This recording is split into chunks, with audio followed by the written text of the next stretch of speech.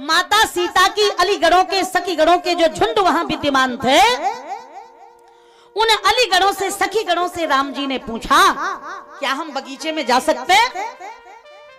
सखियों ने ऊपर से लेके नीचे तक देखा, फिर हाथ जोड़ के बोली, दुल्हा आप बगिया में क्यों जाओगे?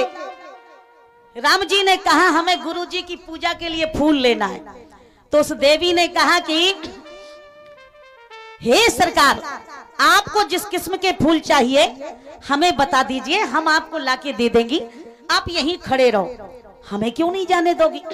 उस सखी ने कहा कि आप बड़े कोमल हो, भीतर गए और किसी चंपा चमेली गुलाब कमल के फूल की पंखुड़ी आपके चरणों में चुभ गई तो हमें बड़ी पीड़ा होगी। दूसरी बात, हाथों से फूल तोड़े जाते हैं, कभी फूल से फूल तोड़े ही नहीं जाते। राम जी बोले, मैं कुछ समझा नहीं।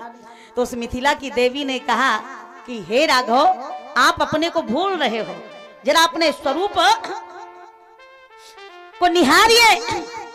ना तो हमें आप भगवान दिख रहे हो, ना इंसान लगते हो। जब हम आपका दर्शन करती हैं तो हमें तो आप पूरे के पूरे बने बनाए बगीचा दिखाई पड़ रहे हो। जब आप मुस्कुराते हो तो ऐसा लगता है जैसे मालती का फूल खिल गया हो।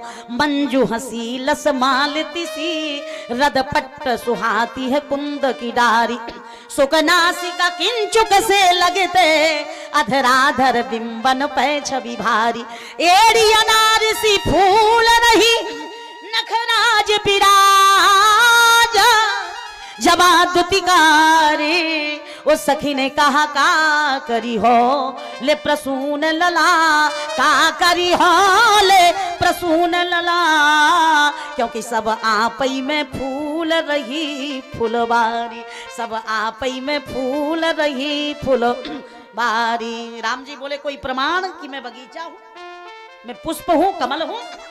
गोस्वामी जी महाराज ने कहा, मैं निर्णय दे रहा हूं, मैं मोहर लगाए दे रहा हूं। श्री राम चंद्र कृपालु भज मन हरानि भवो भय दारुणम, नभ कंजलो चन कंज मुख कर कंज पद कंजारुणम, नभ कंजलो चन कंज मुख कर कंज पद कंजारुणम।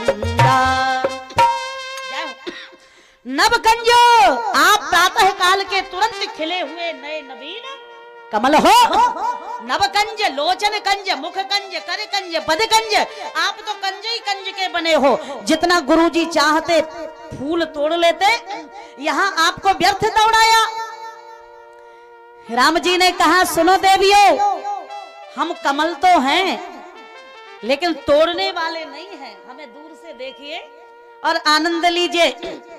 और गुरुजी की पूजा तब तक पूरी नहीं होगी जब तक मैं बगीचे में जाके अब पुष्पों का चयन ना करूं, इसलिए हमें भीतर जाने दीजिए।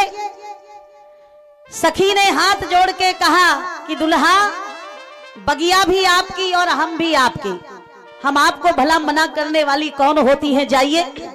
और जैसे ही राम जी जाने लगे, एक सखी ने रास्ता रोक लिया। अब क्या बात है? तो उस देवी ने कहा कि हम आपको जाने से मना नहीं करती, लेकिन हमारी एक छोटी सी शर्त है, उसे मान लो फिर चले जाओ। क्या शर्त है? तो उस मिथिला की देवी ने कहा, ए हो रघुराज कीन हो, आपने निहाल आज, जाऊं बलिहारी या नवल चिन्हारी की, ले लो मन माने फूल रुचि के अनुरूप लाल, गेंदा गुलाब जूही वाटिका निवारी की, किंतु महाराज एक आग्रह मान लीजिएगा, राखो मर्याद या विदेह फुलबारी की। क्या मर्यादा है आपकी वाटिका की? उस सखी ने कहा, राघव वाटिका में प्रवेश करने के पूर्व, राघव वाटिका में प्रवेश करने के पूर्व, एक बार बोलो जय जनक दुलारे की, एक बार बोलो जय जनक दुलारे की।